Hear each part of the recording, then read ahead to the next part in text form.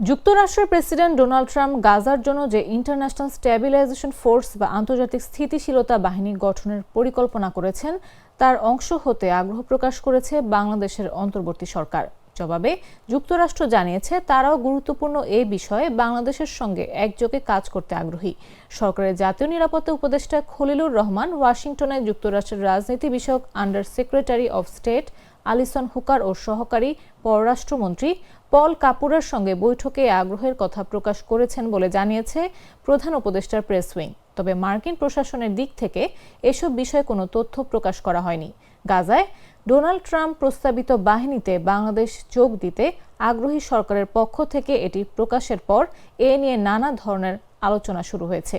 বিশ্লেষকদের কেউ কেউ বলছেন, কিসের ভিত্তিতে সরকার এই আগ্রহ প্রকাশ করলো সেটি বিস্তারিত জানালে বিষয়টি পরিষ্কার হবে।